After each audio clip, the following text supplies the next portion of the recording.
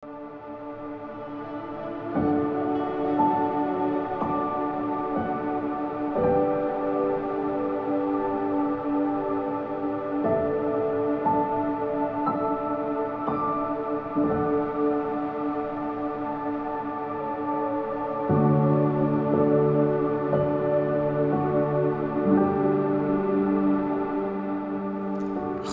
en baie welkom.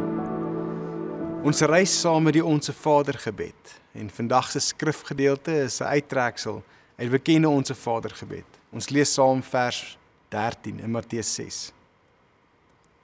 En laat ons nie in versoeking kom nie, maar verlos ons van die bose.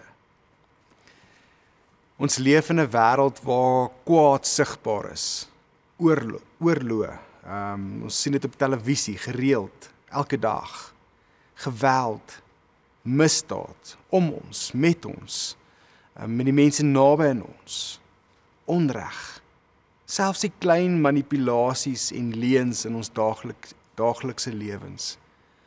Maar Jesus leer ons bid, verlos ons van die bose, maak ons vry daarvan, maak ons vry van die kwaad, dalk nie net fisies nie, maar in ons gees, ons harte, ons gedagtes, en lei ons in u waarheid, u goedheid, u genade.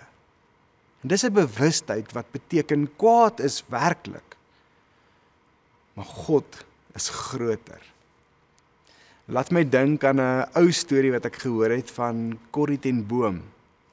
Miskien het jy al van haar gehoor. Sy was lank in die Ravensbrück konsentrasiekamp. En na tyd daar het sy groot getuienis gehad van hoe God ten spyte van die bose steeds ons dra en lei en bewaar. Baie goed geskryf oor haar ervarings daar. Sy vertel hoe sy en haar suster Betsy selfs daar Psalm 91 en Romeine 8 herhaaldelik kon bid. En sy het gesê, daar's geen put so diep dat God se liefde nie dieper kan wees nie. Ons word dikwels herinner dat boosheid die grootste gevaar inhou om ons harte te verhard. Maar gebed hou ons sag en oop vir God se teenwoordigheid. 'n Gebed soos die Onse Vader lei ons wat dalk sê, laat ons nie in versoeking kom nie. Verlos ons van die bose. Help ons om die wat teen ons kwaad doen te vergewe. Laat die koninkryk kom.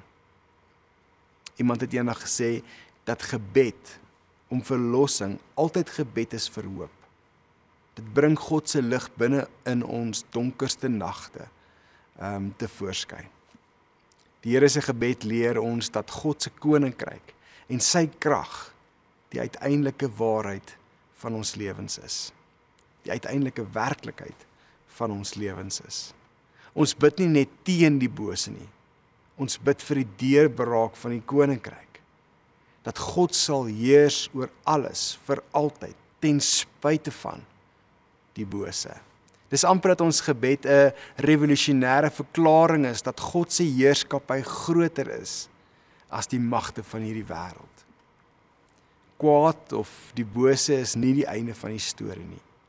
Ons gebed hou ons vas in die hoop dat God altyd die laaste woord spreek. En hier is die ding, ons ontken nie die kwaad nie, ons bring dit na God toe.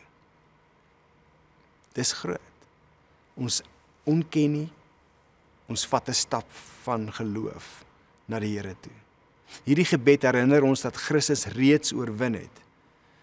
Ons weet dit, toe Jesus hierdie gebed vir sy volgelinge of sy disippels geleer het, was die kruis en die opstanding nog nie daar nie. Hulle het nie geweet hoe groot verlossingswerk daar oor die bose gaan wees nie. Maar ons weet dit. Hulle nie geweet wat ons weet nie, soos 'n ou bekende sportman sou sê. En omdat ons dit weet, leef ons met hierdie waarheid en verlossing in ons lewe. Die bose kry nie die laaste woord nie. En daarom skryf Paulus in Romeine 8, wat die kruis en die opgestane Jesus en die verlossingswerk in sy eie lewe en dit om hom beleef het. Hy skryf in Romeine 8, vanaf vers 31, Hy sê, ek is daarvan oortuig dat die lyding wat ons nou moet verduur, nie opweeg teen die heerlikheid wat God vir ons in die toekoms sal laat aanbreek nie. En dan sê hy, wat is nou ons gevolgtrekking oor al hierdie dinge? Dit, God is vir ons. Wie kan teen ons wees? Hy het sy eie seun nie gespaar nie, maar hom oorgelewer om ons almal te red. Sal hy ons dan nie al die ander dinge saam met ons uit genade skenk nie? Wie kan die uitverkorenes van God aankla? God self spreek hulle vry. Wie kan ons veroordeel? Christus het gesterf, maar meer as dit, hy het opgestaan, hy is opgewek uit die dood. Hy sit aan die regterhand van God en hy pleit vir ons. Wie kan ons van die liefde van Christus skei? En dan is dit hierdie bose, lyding of benoudheid of vervolging, honger of naaktheid, gevaar of swaard, daar staan immers geskrywe. Dit is oor U dat die dood ons dag vir dag bedryf, dat ons so slagskape behandel word. Maar in al hierdie dinge is ons meer as oorwinnaars deur hom wat vir ons liefhet. En hiervan is ek oortuig dat geen dood, my woorde, geen bose, geen dood, of lewe, of engele, of magte, of teenswoordige of toekomstige dinge, of kragtige of hoogte of diepte, of enigiets anders in die skepping, ons sal kan skei van die liefde van God nie, waaraan Jesus Christus is nie. Sjoe, 'n mond vol. Maar as jy Romeine 8 hier, soos Corrie ten Boom uit jou hart ken, dan is dit amper 'n opsomming van dit wat ons in hierdie lewe mee kan ingaan.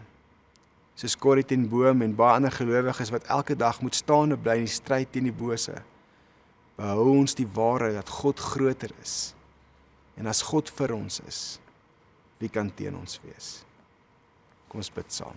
Hemelse Vader, wat 'n wonderlike voorreg het ons nie, om saam met U die bose aan te pak. Ten spyte van die bose, oorwinning te behaal, meer as oorwinnaars te wees. Ons bid, Vader, dat U ons sal beskerm en ons sal lei, na plekke groter is wat ons ooit kan dink of bid. In Jesus naam. Amen.